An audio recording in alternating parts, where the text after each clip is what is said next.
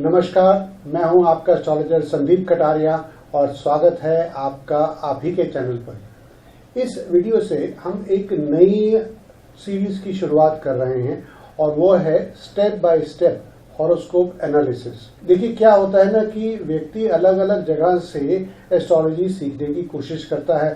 थोड़ा यूट्यूब से, इस पर्टिकुलर यूट्यूबर से, थोड़ा किताब से, थोड़ा कुछ सुना सुनाया, थोड़ा अखबार से, थोड़ा इंटरनेट ब्राउजिंग से, तो वो सारा ज्ञान सिस्टमेटिकली नहीं आ पाता है और इधर उधर से आता है। अब क्या आपका समय बर्बाद हो गया? जी नहीं, बिल्कुल नहीं। इस वीडियो सीरीज के माध्यम से मैं आपके साथ हर बार एक हॉरोस्कोप लूंगा और उस हॉरोस्कोप को थोड़ा डिटेल में हम स्टेप बाय स्टेप एनालाइज करेंगे। तो अगर आप वाकई में कुछ सीखना चाहते हैं और सिस्टमेटिकली सीखना चाहते हैं तो इस वीडियो को अंत तक देखिएगा।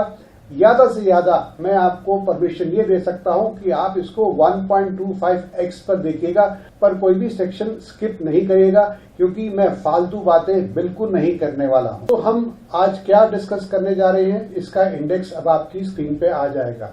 हम डिस्कस करने जा रहे हैं how to study the chart step by step. तो उसमें क्या करेंगे, सबसे पहले हम बेसिक चार्ट के ऊपर एक नजर डालेंगे, फिर उसके बाद हम देखेंगे पोजीशन ऑफ द प्लैनेट्स, फिर पोजीशन ऑफ द राशिज, फिर different combinations form by the planets and the lords of the houses, फिर सम स्पेसिफिक योगास, फिर दशा सिस्टम। और ये सब के लिए हम फोकस करेंगे बेसिक चार्ट के ऊपर ही, हम दूसरे नवांशा दशांशा वगैरह नहीं लेंगे।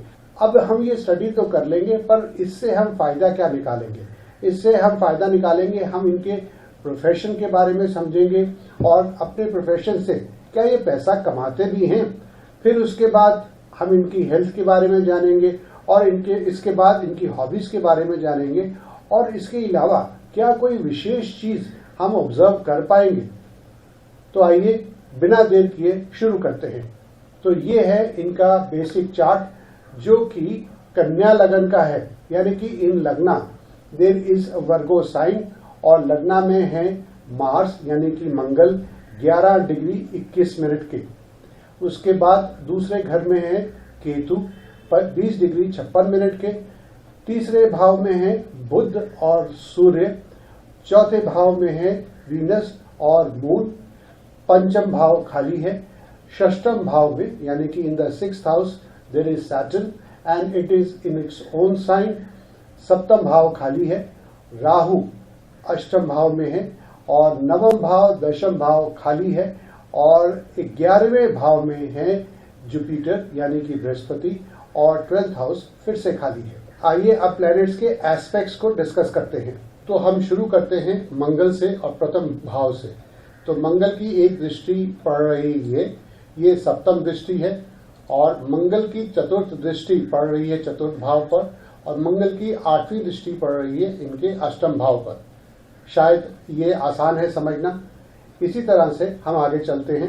ये आप देख रहे हैं 2-8 में बन रहा है राहु केतु एक्सिस। उसके बाद हम देखेंगे कि तृतीय भाव में सूर्य और बुध एक साथ मिलकर दृष्टि डाल रहे हैं नवम भाव के ऊपर। आइए चलते हैं चतुर्थ भाव पर और चतुर्थ भाव में भी शुक्र और चंद्रमा मिलकर दृष्टि डाल रहे हैं दशम भाव पर।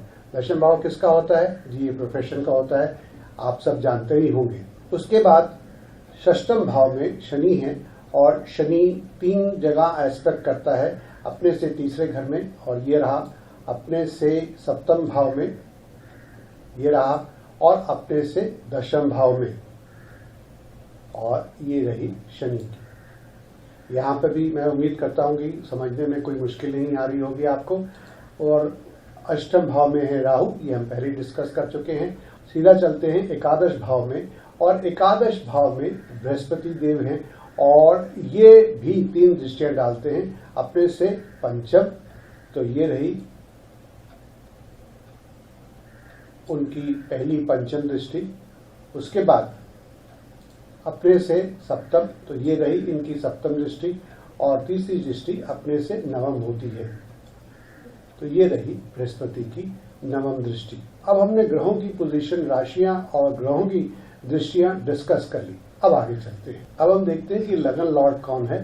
तो चूंकि यहाँ पर जो राशि पड़ रही है वो कन्या राशि है, तो लगन लॉर्ड मरकरी होंगे, यानी कि बुध। तो बुध अपने से तृतीय स्थान पर चले गए हैं और यहाँ पर है स्वयं मंगल। तो आपने देखा कि देयर इज एक्सचेंज, या जिसको परिवर्तन भी आप कह सकते हैं,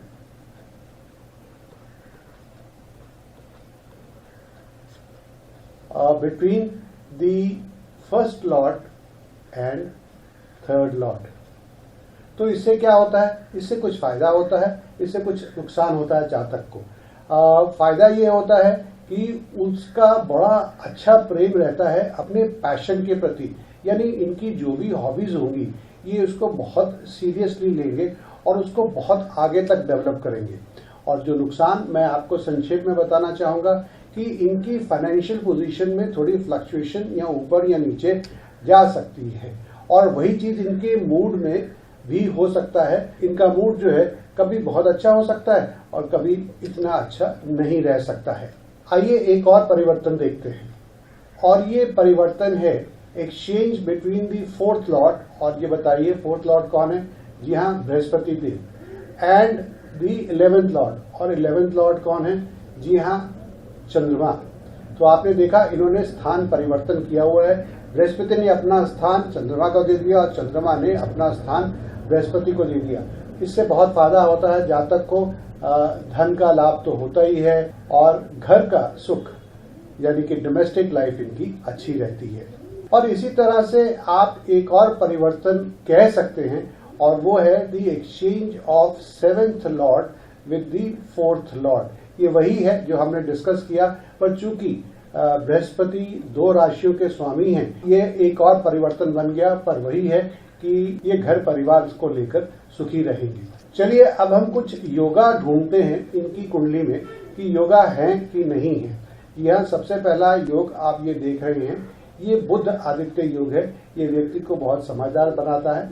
और एक और चीज, चूंकि ये योग ये इनके तीसरे भाव में पड़ रहा है, तो ये अपने हॉबीज में, पैशंस में भी अपनी बुद्धि का इस्तेमाल करेंगे। और इनका पैशन क्या है मैं अभी आपको थोड़ी देर में बताता हूँ। एक और योगा देखते हैं, और वो है चंद्र शुक्र योग। तो ये भी इनको घर की तरफ से, डोमेस्टिक लाइफ की तरफ से बहुत ही सुखी और खुश बनाता है। आइए अब थोड़े से योगास के ऊपर नजर डालते हैं, और सबसे पहले मैं आपको दिखाना चाहूंगा विपरीत राजयोग, और वो भी विपरीत हर्ष राजयोग। वो क्या होता है कि जब छठे घर का स्वामी छठे में या 8वें में या 12वें घर में चला जाता है, और इनके केस में छठे घर का स्वामी कौन है? शनि देव स्वयं, और वो छठे में ही है। तो ये भी व्यक्ति को बहुत समृद्ध सुखी बनाता है। दर्शकों, मैं यहाँ पर हर योगा को डिटेल में नहीं समझाने वाला हूँ, क्योंकि इसको तो आप किसी भी पुस्तक से या नेट पर जाकर या जो भी आप कोर्स ले रहे हैं या ले चुके हैं उससे आप देख सकते हैं। हम तो यहाँ पर how to analyse the horoscope step by step वो वाली प्रोसेस को डिस्कस कर रहे हैं। अब ये सवाल उठ सकता है कि क्या इनके पास धन है? तो हम इनके हॉरोस्कोप में कुछ धन योग देखते हैं अगर हैं तो। और आगे बढ़ने से पहले मैं आपको बताना चाहूंगा कि अगर आप भी एस्ट्रोलॉजी, न्यूमरोलॉजी, रेमेडियल मेजर्स या प्रश्न कुंडली सीखना चाहते हैं तो आपका स्वागत है। आप घर बैठे सीख सकते हैं। हमने ये कोर्सेस वीडियो कोर्सेस के रूप में बना दिए हैं, और जिनको अभी तक सैकड़ों स्टूडेंट्स ने ले लिया है, और वो घर पर या ऑफिस में या ट्रैवल करते समय बड़े आराम से इन कोर्सेज को सीखकर एक अच्छा astrologer, numerologist, remedial measures specialist या प्रश्न कुंडली स्पेशलिस्ट बन चुके हैं और अपनी प्रैक्टिस भी कर रहे हैं। तो बस अगर आप भी ये कोर्सेज लेना चाहते हैं, सिस्टमैटिकली सीखना चाहते हैं, तो नीचे दिए गए लिंक पर क्लिक करके आप इन कोर्सेज को, एक या एक से अधिक कोर्सेज को ले सकते हैं। हम बात कर रहे थे धन योग की, तो इनकी कुंडली में भी धन योग हैं, जिनमें से कुछ मैं अभी आपको बतलाता हूँ। सबसे पहले आप देखेंगे कि एक रिलेशनशिप स्थापित हो रहा है बिटवीन द लगन लॉर्ड एंड 5th लॉर्ड। जब भी लगन लॉर्ड और फिफ्थ लॉर्ड के बीच में एक रिलेशनशिप होता है तो धन योग स्थापित होता है। अब ये कैसे हो रहा है देखिए, शनिदेव सिक्स्थ लॉर्ड हैं और शनिदेव की दशम दृष्टि बुध के ऊपर, मरकरी के ऊपर पड़ रही है। तो ये हो गया धन योग 1। आइए धन योग 2 की तरफ बढ़ते हैं। ये तो हम जानते ही हैं कि दूसरा भाव धन का होता है, संचित धन का होता है। और दूसरा भाव कहाँ है? ये है दूसरा भाव। और दूसरे भाव का लॉर्ड यानी कि इसका स्वामी कौन है?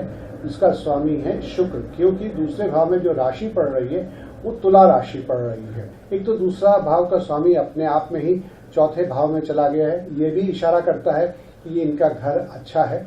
और यहाँ पर अब मैं इतनी बार बोल चुका हूँ इनका घर अच्छा है, तो ये दिल्ली के एक बहुत ही पॉश लोकेलिटी में 3 मंजिला घर में रहते हैं। इस बात को आप नोट करें। आप ये भी जानते हैं कि एस्ट्रोलॉजी में लक्ष्मी स्थान कौन से होते हैं। ये होता है लक्ष्मी स्थान, मैं एलएस कर देता हूँ। ये होता है लक्ष्मी स्थान और ये होता है लक्ष्मी स्थान। अब आप ये देख रहे हैं कि शुक्र इस लक्ष्मी स्थान के भी स्वामी हैं, तो रिलेशनशिप हो गया अपने आप में second Lord and 9th Lord. तो मैं यहां पर कर देता हूं second Lord and 9th Lord. ये दूसरा धन योग इनकी कुंडली से हमने पाया। बात करते हैं तीसरे योग की। क्या तीसरा योग मौजूद है? जी हाँ, बिल्कुल मौजूद है। आप ये भी जानते ही होंगे कि 11th हाउस आय का होता है, इनकम का होता है। और इस कुंडली में 11th हाउस का लॉर्ड, 11th हाउस का स्वामी कौन है? यहाँ चंद्रमा। और शुक्र क्या है? ये है 9th Lord and second Lord. तो यहां पर देखिए इनका रिलेशनशिप भी स्टैब्लिश हो गया। तो ये है तीसरा धन योग इनकी कुंडली से। तो आपने देखा कि इनकी कुंडली में धन योग भी हैं, बहुत अच्छे हैं और बहुत मजबूत हैं और बहुत साफ सुथरे हैं। आगे चलते हैं और देखते हैं कि क्या कोई और अच्छे इंपॉर्टेंट योगा इनकी कुंडली में है। तो एक योग जो इनकी कुंडली में मैं और देख रहा हूं वह है कर्म जीव योग। कर्म जीव योग भी व्यक्ति को, जातक को बहुत ही सुखी, समृद्ध और धनवान बनाता है।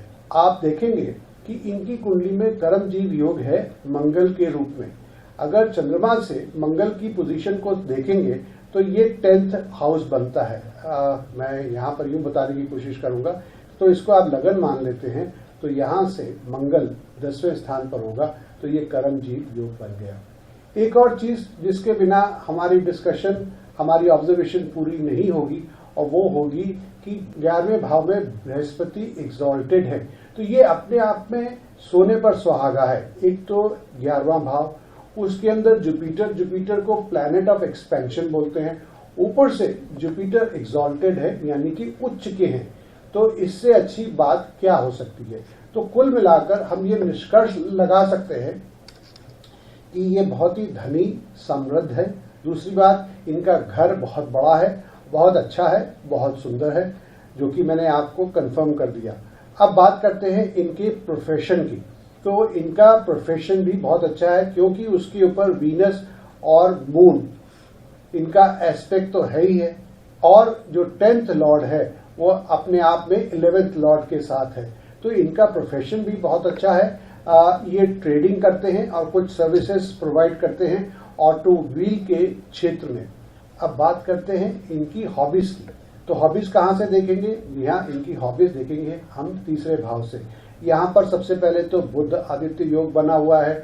दूसरा परिवर्तन है, क्योंकि जो 3rd हाउस का लॉर्ड है वो 1st हाउस में चला गया है और 1st हाउस का लॉर्ड 3rd हाउस में चला गया है। तो ये अपनी हॉबी को उतना ही समय देते हैं, अगर ज्यादा नहीं, जितना ये अपने मेन प्रोफेशन में को देते हैं। तो ये एक बहुत ही सफल और उभरते हुए फोटोग्राफर है और फोटोग्राफी में भी इन्होंने कई माइलस्टोन्स क्रॉस कर लिए हैं। ये वीडियोग्राफी में है, सिनेमेटोग्राफी में है और ना जाने क्या क्या। और इनका अपना एक बहुत ही टेक्निकली बेहतरीन स्टूडियो है, जहां पर बड़े बड़ी शूटिंग्स ये करते हैं। और अब इनकी सर्विसेज की मांग दिन पर दिन बढ़ती ही चली जा रही है और ये उससे धन भी कमाते हैं। अब एक पॉइंट जो शुरू में मैंने प्रॉमिस किया था, हम बात करेंगे इनकी हेल्थ की। तो आप देखिए कि मंगल यहाँ पर है, तो वैसे ही इनको बलशाली बनाता है। ये हेल्थ के प्रति बहुत ही जागरूक हैं, बहुत ही सचेत हैं। रेगुलर एक्सरसाइज करते हैं, रेगुलरली जिम जाते हैं और ये काफी फिट हैं। अब चलिए चलते हैं इनके दशा सिस्टम की ओर। तो अभी जो दशा इनकी चल रही है वो चल रही है राहु की महादशा है और उसके अंदर मरकरी की अंतरदशा है। तो इससे क्या होगा, आइए इसको स्टडी करते हैं। ये रहे राहु, ये रहे मरकरी। ये दशा और अंतरदशा अभी बहुत अच्छी नहीं है क्योंकि ये अपने आप में कहीं ना कहीं 1-8 का रिलेशनशिप बना रहे हैं। इससे अचानक कुछ हो सकता है और वो अचानक जो होगा वो अनफेवरेबल ज्यादा होगा, फेवरेबल कम होगा, ऐसा प्रोबेबिलिटी के हिसाब से कह सकते हैं। अब तो इन्हें सावधान रहना चाहिए। क्या इसका हिंट इन्हें मिल चुका है? जी हाँ, इन्हें हिंट मिल चुका है। वो ये हुआ था कि सड़क क्रॉस करते करते अचानक किसी गाड़ी ने इनको धक्का दे दिया और शुक्र है भगवान का, इनके कर्म अच्छे थे, इनकी नीयत अच्छी है, ये बाल बाल बच गए। तो जब तक कि राहु मरकरी और राहु केतु रहेंगे इस समय के दौरान इन्हें बहुत सावधान रहना होगा। उसके बाद आएगा राहु वीनस और मैं समझता हूं कि एक बार फिर से इनके जीवन में बाहर आ जाएगी, बल्ले बल्ले हो जाएगी। तो दोस्तों, इस वीडियो में इतना ही। आपको ये वीडियो कैसे लगा? अपने सुझाव, अपने कमेंट्स, अपनी ऑब्जर्वेशंस हमें जरूर लिख भेजिएगा और अगले वीडियो में हम ऐसे ही एक बहुत बढ़िया हॉरोस्कोप लेकर आएंगे जिसका detailed step by step analysis करेंगे। और हाँ, मैं कम ही कहता हूं पर फिर भी कहना तो जरूरी है। इसको थम्स अप दीजिए, दूसरों के साथ शेयर करिए और चैनल पर अगर नए हैं या अभी आए हैं तो सब्सक्राइब जरूर करिएगा। अंत तक इस वीडियो को देखने के लिए आपका धन्यवाद।